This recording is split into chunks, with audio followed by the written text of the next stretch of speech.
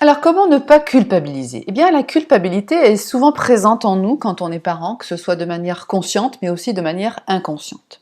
Le problème de ressentir régulièrement ce sentiment de culpabilité auprès de son enfant, c'est que ça nous empêche de nous sentir libres auprès de lui.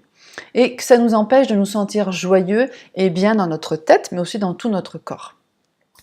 On se demande toujours si on a bien fait de s'y prendre comme ça avec lui, ou si on n'aurait pas mieux fait d'écouter l'avis de sa maman, l'avis de son ami, l'avis du voisin, l'avis du pédiatre, etc. Donc au final, non seulement on ne sait pas ce qui est bon pour lui, mais en plus de ça, on est vraiment sous une culpabilité qui nous fait dire, penser ou même sentir, je ne suis pas un bon parent, je m'y prends mal, ou comment font les autres, bon, etc. Tout un tas de pensées comme ça qui nous parasitent.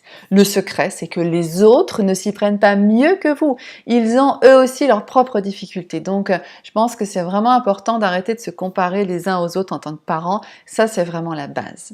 Dans la suite de cette vidéo, je vous donne 3 clés concrètes pour cesser de ressentir cette culpabilité.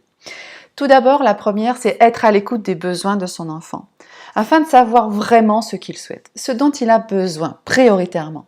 Si c'est un tout petit, eh bien, est-ce qu'il a soif? Est-ce qu'il a faim? Est-ce qu'il est fatigué? Est-ce qu'il a besoin de câlins? Est-ce qu'il a besoin de tendresse, d'amour, d'être pris dans les bras? Est-ce qu'il a besoin qu'on le change, par exemple?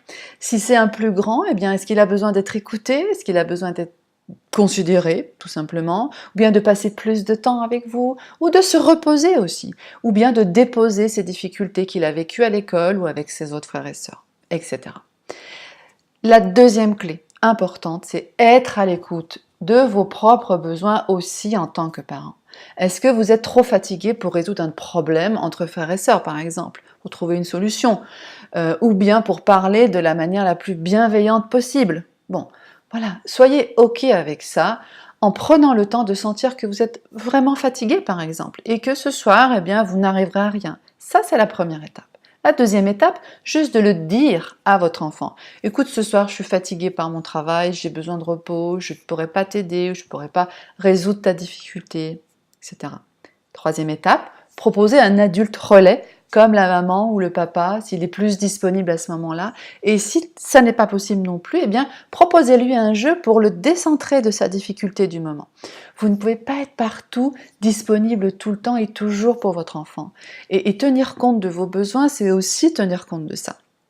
Et puis, troisième clé que je vous donne, si vous avez fait le maximum pour répondre aux besoins de votre enfant et aux vôtres, avec l'état d'être physique et émotionnel qui est le vôtre, eh bien vous n'avez rien à vous reprocher, vous avez fait le maximum de ce qui était possible là pour vous dans cet instant. Donc il n'y a vraiment aucune raison de vous culpabiliser. À partir du moment où vous êtes conscient de ce que je viens de dire, vous êtes un parent suffisamment bon pour votre enfant et tout est juste. Votre enfant, d'ailleurs, n'a pas besoin d'avoir un parent parfait à ses côtés, mais vraiment un parent qui prend soin de lui et qui s'écoute. Votre enfant va le ressentir et plus tard, il fera la même chose avec lui. Hein.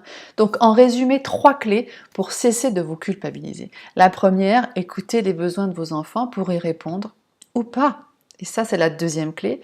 Écoutez vos propres besoins aussi. Si ce n'est pas possible de répondre immédiatement aux besoins de votre enfant parce que ça ne correspond pas du tout à votre besoin de l'instant, eh bien, ce n'est pas grave. Hein. Et troisième clé, ce qui est important, c'est aussi de respecter vos besoins parce que c'est quand vous serez complètement d'accord avec vous-même, complètement aligné, que votre enfant le ressentira et que ce sera juste et OK pour lui aussi. Et en plus, ça va vraiment lui enseigner que c'est bien d'être à l'écoute de ses besoins et c'est bien de se respecter. Je vous souhaite une très belle journée.